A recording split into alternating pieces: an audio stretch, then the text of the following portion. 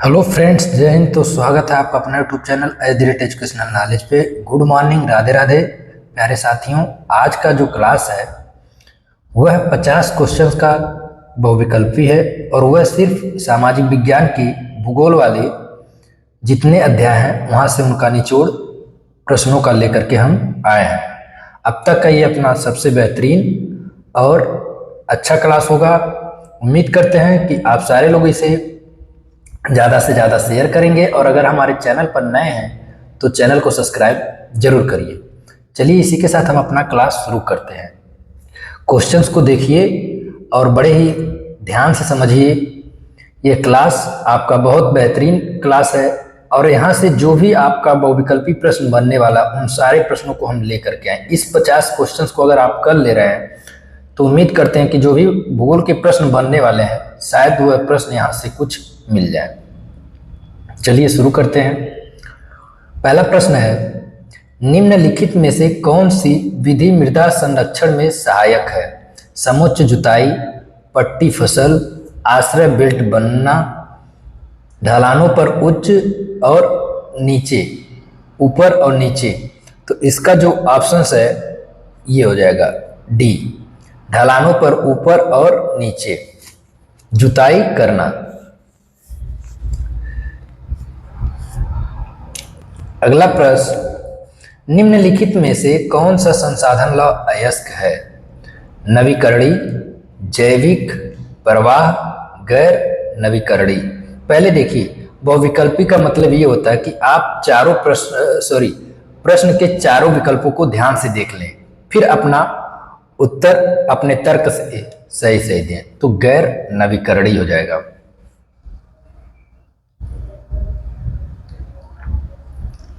निम्नलिखित में से किस राज्य में अतिचारण भूमि क्षरण के लिए जिम्मेदार है? झारखंड और उड़ीसा, मध्य प्रदेश और राजस्थान, पंजाब और हरियाणा, केरल और तमिलनाडु।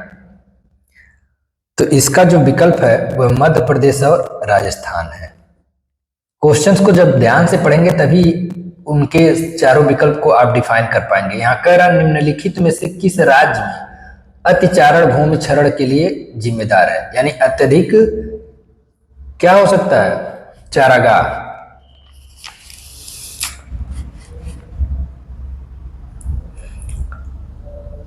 ज्वारीय ऊर्जा को निम्नलिखित में से किस प्रकार के संसाधन के अंतर्गत रखा जा सकता है? पुनः पूर्ति योग्य, मानव निर्मित, अजैविक, गैर नवीकरणीय। तो इसका जो आंसर है पुनः पूर्ति योग्य जो होता है वह ज्वारीय ऊर्जा के संसाधन के अंतर्गत आता है। निम्नलिखित में से कौन सा नवीकरणीय संसाधन है? कोयला, लौह अयस्क, तांबा, सोना। ध्यान से देखिए, लौह अयस्क, सोना, तांबा, इन तीनों को हम रिसाइकलिंग कर सकते हैं, मतलब गलाकर पिघलाकर एक दूसरे ही रूप में दूसरे आकार में प्राप्त कर सकते हैं, लेकिन कोयला नहीं। तो यहां ऑप्शंस तांबा हो जाएगा।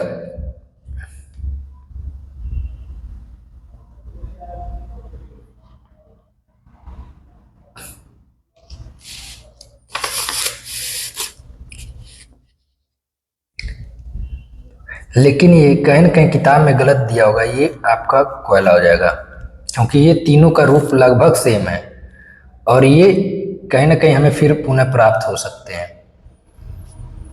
निम्नलिखित में से कौन सा संसाधन पुनर्चक्रण योग्य नहीं है? कोयला, लौह अयस्क, तांबा, सोना।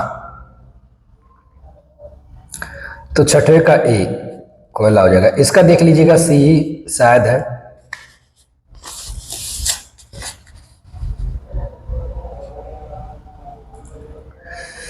संसाधनों को उनकी उत्पत्ति के आधार पर कैसे वर्गीकृत किया जा सकता है? जैविक और अजैविक, नवीकरणीय और अनवीकरणीय, व्यक्तिगत और समुदाय, क्षमता और भंडार। तो इसका हो जाएगा जैविक और अजैविक संसाधन। क्या कह रहा है? संसाधनों को उनकी उत्पत्ति के आधार पर कैसे वर्गीकृत किया जाए, यानी जो भी संसाधन उपलब्ध हैं उनको कैसे बांटा जाए, तो जैविक और अजैविक प्रक्रिया के माध्यम से। अगला प्रश्न, निम्नलिखित में से कौन पंजाब में भूमि क्षरण का मुख्य कारण? ये क्वेश्चंस आप लोग बहुत बार किए हैं। गहन खेती, वनों की कटाई, अति सिंचाई, अति चराई। तो अति सिंचाई। उम्मीद करते हैं आप लोग को प्रश्न सारे समझ में आ रहे होंगे और ज्यादातर प्रश्न जो आपको हम पहले पढ़ा चुके हैं वो प्रश्न याद भी हो गए होंगे। जलोढ़ मिट्टी में शामिल है रेत, गाद, चिकनी मिट्टी, उपर्युक्त सभी। यानी जलोढ़ मिट्टी में क्या क्या शामिल है? तो इसका जो है आंसर डी हो जाएगा, उपर्युक्त सभी। देखिए कभी कभी उपर्युक्त सभी वाला जो होता है लगभग वो सही होता है।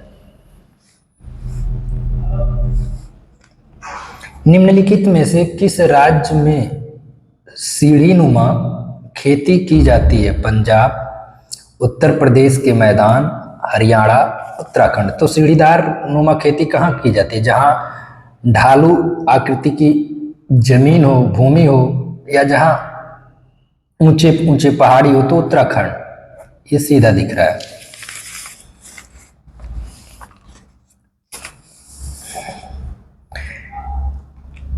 निम्नलिखित में से कौन सा संसाधन समुदाय के स्वामित्व में नहीं है? चारागाह, कब्रिस्तान, गांव के तालाब, निजी स्वामित्व वाला घर। क्वेश्चंस ध्यान से समझिए क्या कर रहा है। निम्नलिखित में से कौन सा संसाधन समुदाय के स्वामित्व में नहीं आता है? चारागाह, कब्रिस्तान, गांव के तालाब, निजी स्वामित्व वाला घर। समुदाय देखिए जहां सामूहिक हो, गांव का तालाब भी सामूहिक होता है, चारागाह भी, कब्रिस्तान भी, लेकिन निजी स्वामित्व जो निजी किसी का घर होता है वह नहीं होता है। ऐसे भी आप डिफाइन करके आंसर को ढूंढ सकते हैं। जब चारों विकल्प ध्यान से देखेंगे तो आंसर अपने आप मिल जाएगा।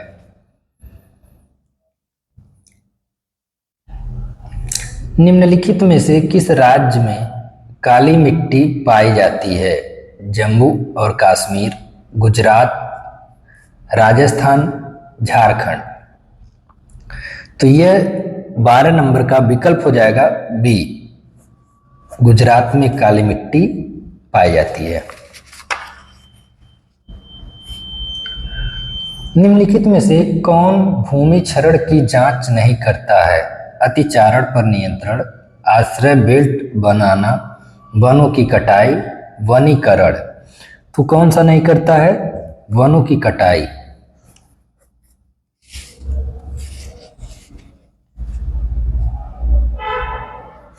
जब बहता पानी चिकनी मिट्टी को काटता है और गहरे चैनल बनाता है तो वे परिमाण स्वरूप होते हैं क्या? अनालिका अपर्दन, सीट अपर्दन, वनों की कटाई, वन रोपण। तो यहाँ आपका जो आंसर है वह हो जाएगा अनालिका अपर्दन। देखिए प्यारे साथियों, आप लोग के लिए हम काफ़ी मेहनत से प्रश्न ढूंढ ढूंढ करके लाते हैं।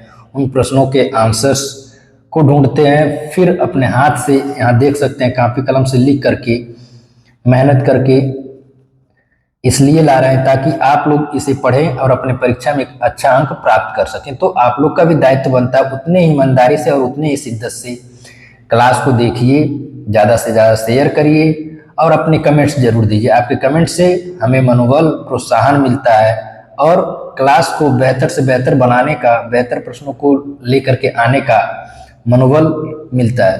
तो आप लोग का दायित्व है इसे बहुत मेहनत से पढ़िए और अपने प्रश्नों को याद करके परीक्षा में हल करके आइए, तभी हम लोग का मेहनत सफल होगा। चलिए अगला क्वेश्चन देखते हैं। देखिए इस 50 प्रश्नों के सीरीज में आपको एकदम अलग कुछ प्रश्न देखने को मिलेंगे। हो सकता है हमारा ये क्लास थोड़ा बड़ा भी हो। राष्ट्रीय वन नीति 1952 के अनुसार हमारी भूमि का कितना प्रतिशत भाग वनों के अंतर्गत होना चाहिए? तो 33%, 22.5%, 31%, 30%। तो यह लगभग 33% होना चाहिए। आपका विकल्प ए सही है।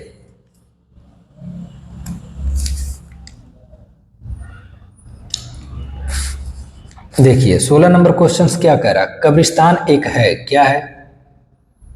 कब्रिस्तान समुदाय के स्वामित्व वाला संसाधन, राष्ट्रीय संसाधन, व्यक्तिगत संसाधन, अंतर्राष्ट्रीय संसाधन। अब देखिए ध्यान से समझिए, जो कब्रिस्तान होता है, जो शमशान घाट होता है, वह किसी एक व्यक्ति का नहीं होता है, तो वो कैसा होता है? सामुदायिक स्वामित्व वाला संसाधन है, यानी वह सामुदायिक होता है, सारे लोगों का होता है। शमशान पर कोई एक व्यक्ति का अधिकार नहीं है, सारे लोग का है। निम्नलिखित में से कौन सा एक जैविक संसाधन है? भूमि, जल, मानव, चट्टाने। तो सबसे अलग क्या दिख रहा है? मानव। मानव क्या है? जैविक संसाधन है, अर्थात वह जिंदा है, जीवित है।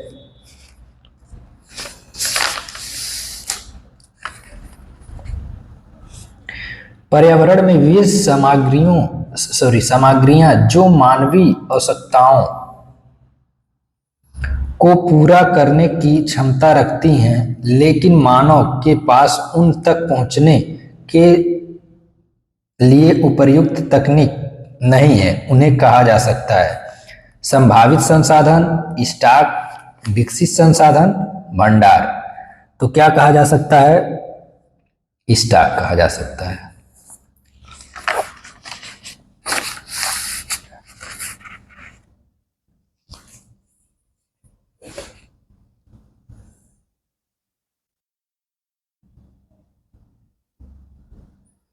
लेटराइट मिट्टी निम्नलिखित में से किसके उगाने के लिए एक बहुत उपयोगी है? चावल, गेहूं और सरसों, चाय, कॉफी और काजू, दालें, गन्ना और राय।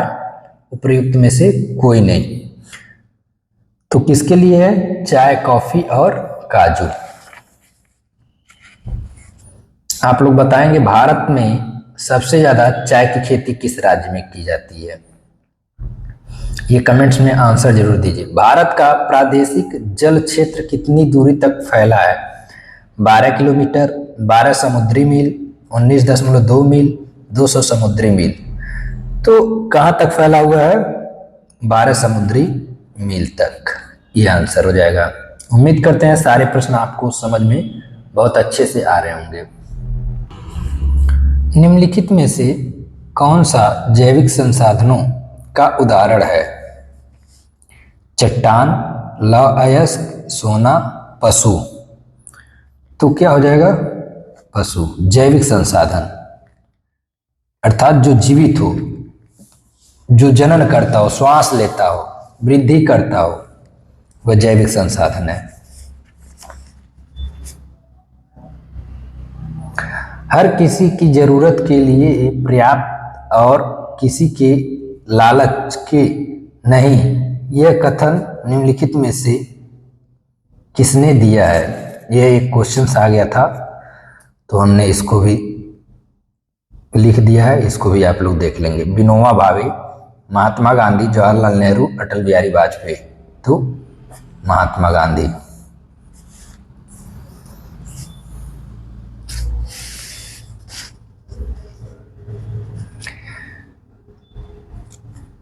जिन संसाधनों के निर्माण में लंबा भूवैज्ञानिक समय लगता है, उन्हें कहा जाता है नवीकरणीय संसाधन, रिजर्व, सामुदायिक संसाधन, गैर नवीकरणीय संसाधन। तो उन्हें क्या कहा जाता है? गैर नवीकरणीय संसाधन। काली मिट्टी में किसकी कमी होती है? Calcium carbonate, magnesium, potash, phosphoric अम्ल। तो काली मिट्टी में किसकी कमी होती है? फास्फोरिक अम्ल का। ये सब क्वेश्चंस भूगोल में आप लोग नहीं देखे होंगे, तो बड़े अच्छे से याद कर लीजिए।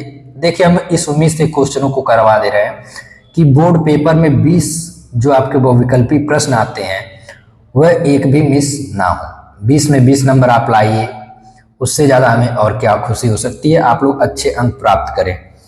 हमारे देश में कुल निम्नलिखित भूमि है: 133 मिलियन हेक्टेयर, 130 मिलियन वर्ग kilometre, 140 million hectare, 130 million hectare. तो ये कितने हैं? 130 मिलियन हेक्टेयर भूमि है। कुल भूमि क्षेत्र में पर्वतों का हिस्सा है, यानी जितना भारत का भूभाग है उसमें पर्वत कितने प्रतिशत हैं उनको देखते हैं। 30%, 27%, 43% और 40%। तो ये आपके हो जाएंगे 30%।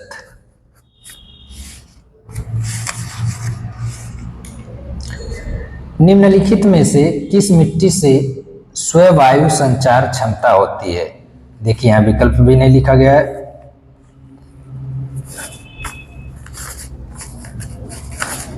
जलोढ़ मिट्टी, लाल मिट्टी, काली मिट्टी, पर्वतीय मिट्टी।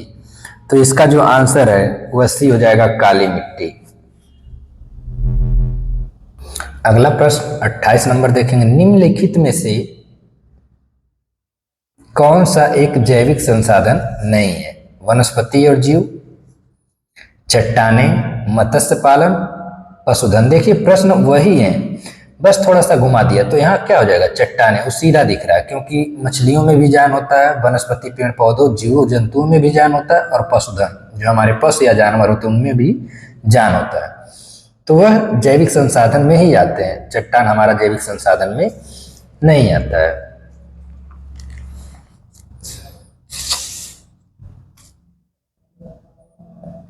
निम्नलिखित में से कौन मृदा संरक्षण का उपाय नहीं है? ध्यान से पढ़िए, कहीं कहीं है और नहीं में भी गलती करते हैं। स्ट्रिप क्रॉपिंग, टेरेस खेती, शेल्टर बेल्ट, भूजल का अधिक दोहन। तो इसका हो जाएगा भूजल का अधिक दोहन, यानी भूमि के जल का जो है अधिक दोहन करेंगे तो क्या होगा? संरक्षण के उपाय में नहीं आएगा। पंजाब, हरियाणा और पश्चिमी उत्तर प्रदेश में भूमि संरक्षण का मुख्य कारण है खनन, अत्यधिक सिंचाई, वनों की कटाई, अत्यधिक चराई। भूमि क्षरण यानी भूमि की जो उर्वरा शक्ति वो खत्म हो रहा है, उसकी शक्ति खत्म हो रही है, क्षरण हो रहा है। तो सबसे ज्यादा कारण क्या है? अत्यधिक सिंचाई से भी खेती का भूक्षरण होता है, इसको ध्यान रखेंगे।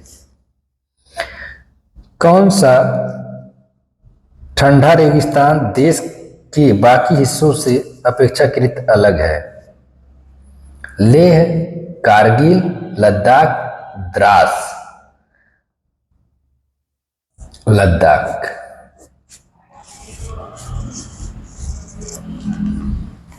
लद्दाख देखिए, ये दुनिया का सबसे ऊंचा युद्ध स्थल है और ये भारत का सबसे ठंडा स्थान है। लगभग यहाँ का तापमान ठंड के मौसम में -25 से 30 डिग्री हो जाता है। तो आप लोग उम्मीद कर सकते हैं -25 डिग्री पे लोगों का क्या हाल होता है। लेकिन भारतीय सेना अपने देश की सुरक्षा के लिए वो लद्दाख में क्या रहती है? तैनात रहती है। लद्दाख में किस जगह? सियाचिन ग्लेशियर। निम्नलिखित में से कौन सा नवीकरणीय संसाधन नहीं है? सौर ऊर्जा, पवन ऊर्जा, वन, जीवाश्म ईंधन। तो इसका जो आंसर हो जाएगा जीवाश्म ईंधन नहीं है।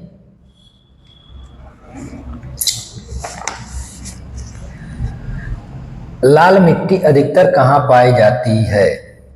जम्मू और कश्मीर के कुछ भाग में, ऊपरी गंगा के मैदान में, दक्कन के पठार के पूर्वी और दक्षिणी भाग में, उपरोक्त में से कोई नहीं। तो इसका जो विकल्प है सी, दक्कन के पठार के पूर्वी दक्षिणी भाग में क्या पाया जाता है? अधिकतर लाल मिट्टी पाया जाता है। उम्मीद करते हैं आप लोग बहुत अच्छे से क्लास करेंगे और ज़्यादा से ज़्यादा अपने दोस्तों में शेयर करेंगे। विभिन्न परतों या क्षितिजों में मिट्टी की व्यवस्था को क्या कहा जाता है? मृदा संरचना, मृदा अपरदन, मृदा प्रोफाइल, मृदा बनावट। तो क्या कहा जाता है? मृदा प्रोफाइल कहा जाता है।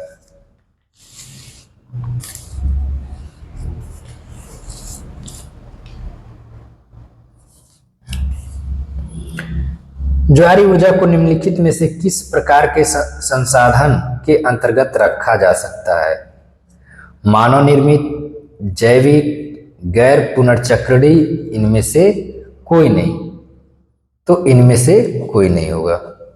कभी कभी ऐसे भी विकल्प आनंदमय मिलते हैं कि इनमें से कोई नहीं, यानी हम बेकार में यहां मेहनत कर लिए, ऐसा नहीं है। क्वेश्चंस को समझिए आप लोग। संसाधन जो किसी क्षेत्र में पाए जाते हैं लेकिन उनका उपयोग नहीं किया गया है, उन्हें कहा जाता है विकसित संसाधन, स्टॉक, अंतर्राष्ट्रीय संसाधन, संभावित संसाधन। इसी से रिलेटेड एक प्रश्न हम अभी पीछे पढ़े हैं, तो ये संभावित संसाधन होते हैं।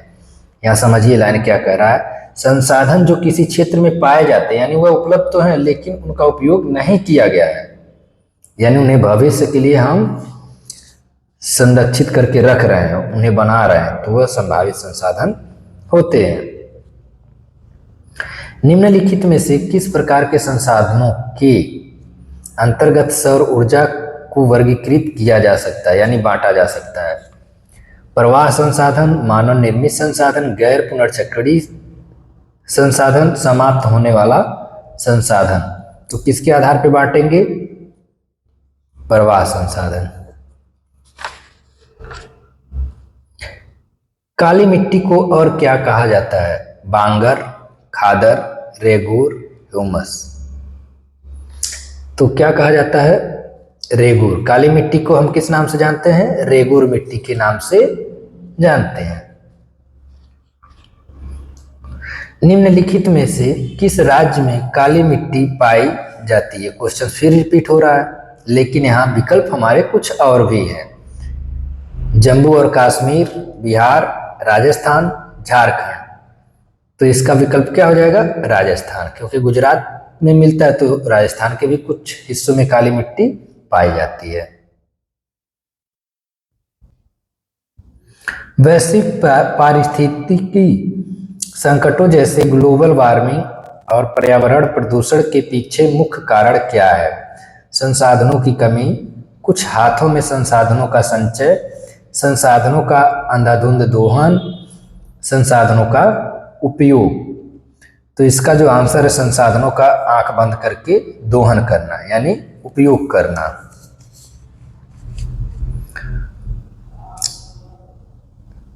अन्य आर्थिक क्षेत्र के 200 किलोमीटर से परे महासागरीय संसाधनों को निम्नलिखित में से किस प्रकार के संसाधन कहा जा सकता है? व्यक्तिगत संसाधन, सामुदायिक स्वामित्व वाले संसाधन, राष्ट्रीय संसाधन या अंतर्राष्ट्रीय संसाधन। ये है मस्त क्वेश्चंस, तो ये हो जाता है अंतर्राष्ट्रीय संसाधन। यहाँ ये लाइन ध्यान से आप लोग पढ़ लीजिएगा, समझ में आ जाएगा।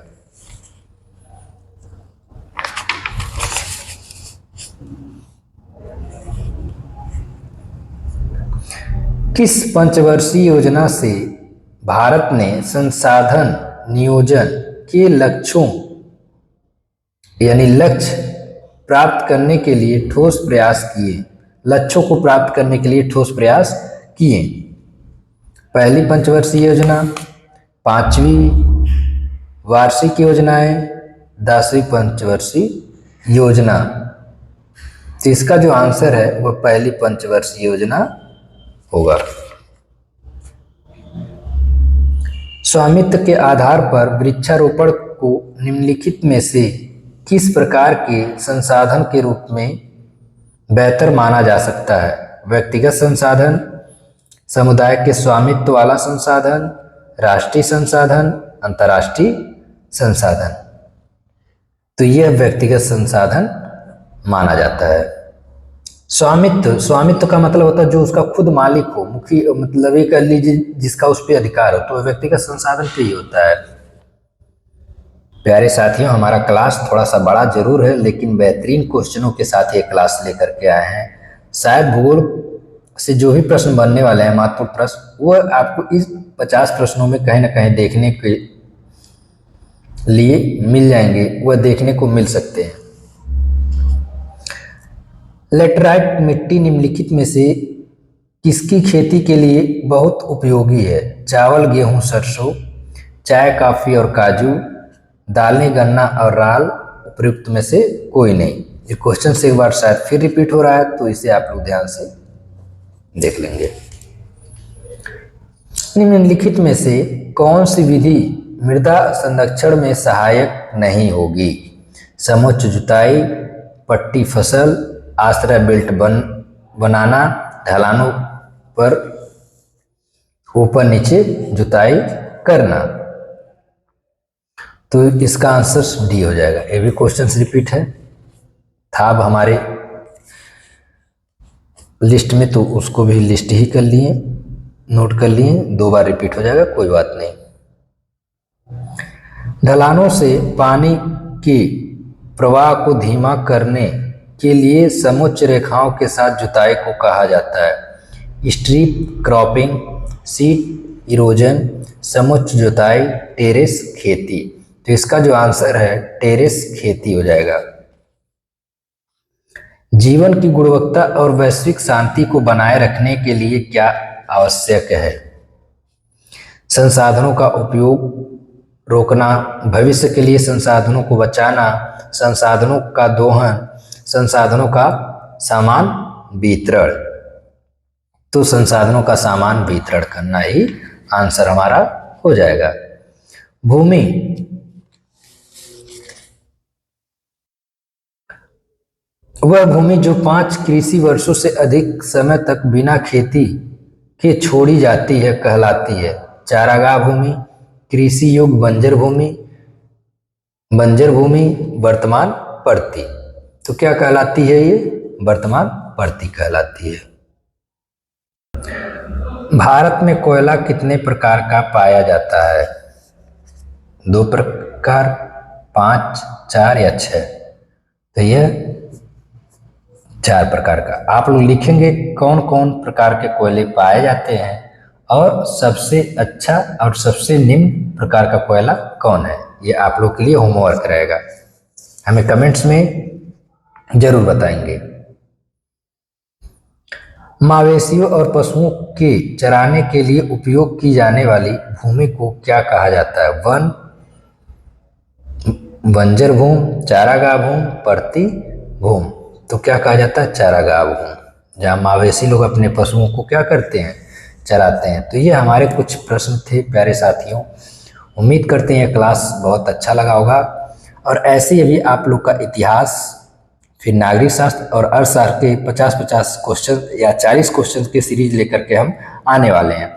तो उम्मीद करते हैं आप लोग इसे बहुत अच्छे से देखेंगे, अपने दोस्तों में शेयर भी करेंगे और क्लास को लाइक भी करेंगे। धन्यवाद। जय हिंद। अपना ख्याल रखिए और क्लास को निरंतर